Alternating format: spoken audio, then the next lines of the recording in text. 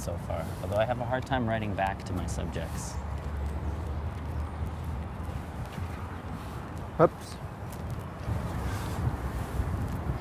That's an important thing if you make a documentary film, that you stay in touch. Most filmmakers leave these people behind, but I think it's very important. They become so much part of your life during a very intense period, and mostly in movies, that's it. And I always hated that, and I always try to stay in touch with the people, and especially if you make a documentary.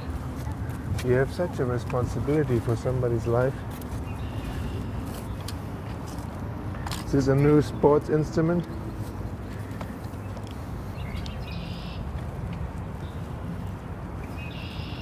Yeah, definitely invested a lot of time into his mustache. I would say an hour a day.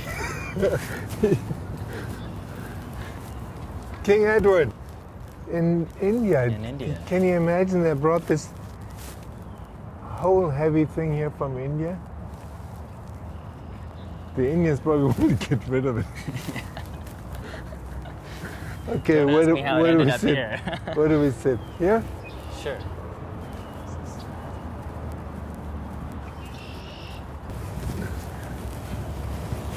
This is as good as anywhere else. Only quieter. Loud birds. I have this amazing adventure one day in Australia with a bird. I was in Cairns, which is up on the coast, and I was writing a screenplay. I was trying to write it for Until the End of the World, and I found this little motel, very quiet, with single little buildings in a garden, and I rented one of these bungalows, and I was just gonna write for 2 weeks. And it was in 1978. Typewriters. There was no computers. I had my little traveling Olivetti, and I typed. I typed furiously, and until I realized in one of the bungalows around me there must be another writer, because somebody else was typing. And somebody very, very efficient, because whoever it was, when I was finished and I was worn out, was still typing. And the next morning when I woke up, I realized there he was again, already up, typing. I was very impressed. I actually felt bad because I worked hard, but this poor guy was writing all the time.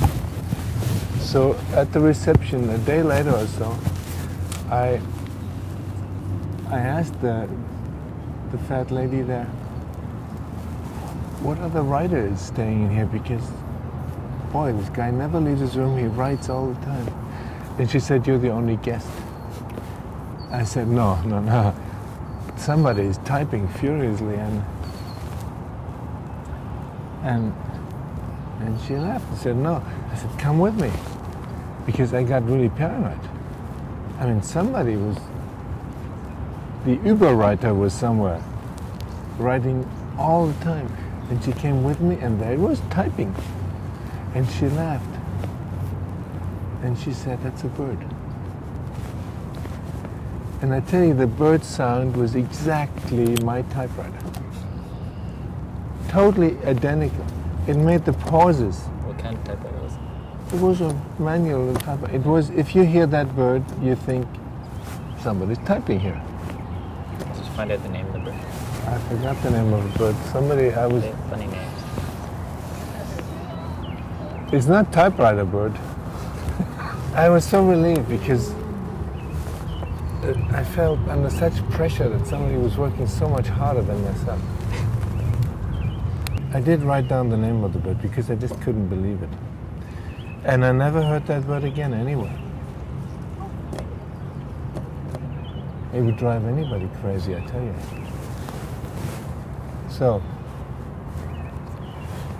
what are your questions about critique and disclosure? Yeah.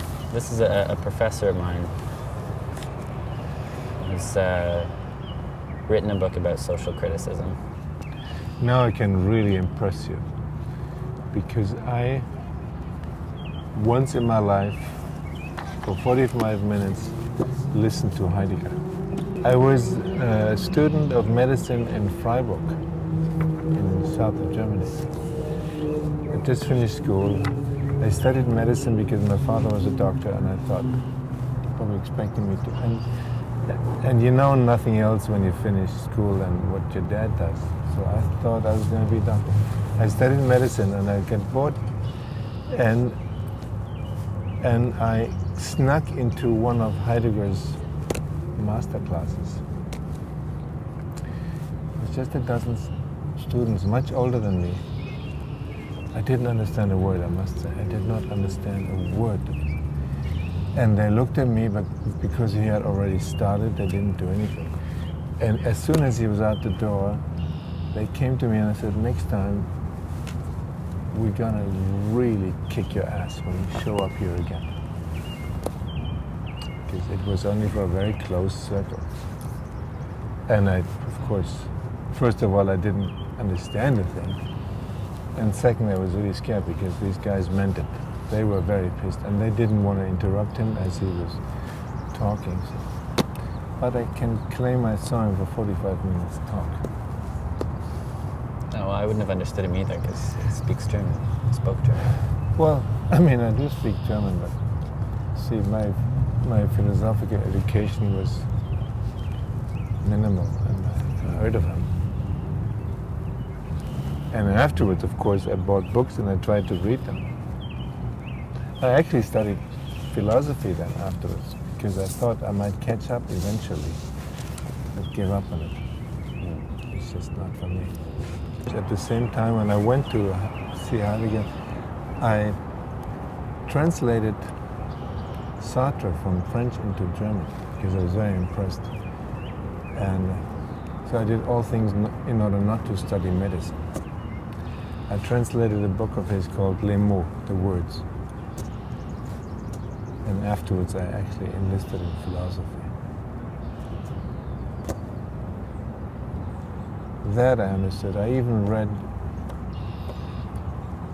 his book about, what's the French title? About nothingness. Being and nothingness. Being, and what is the English title? Being and nothingness. Being and nothingness. So that's one book I could actually follow. But I also realized I was not so much into thinking. I was really more into reflecting things in other ways. I started to paint and take photographs, and I thought there was something in there that was... Is there a subway under us? There's a subway directly under us. Wow. Funky. So I realized I was more into other sorts of reflection and intellectual reflection. I didn't think I was going to be a filmmaker at that time.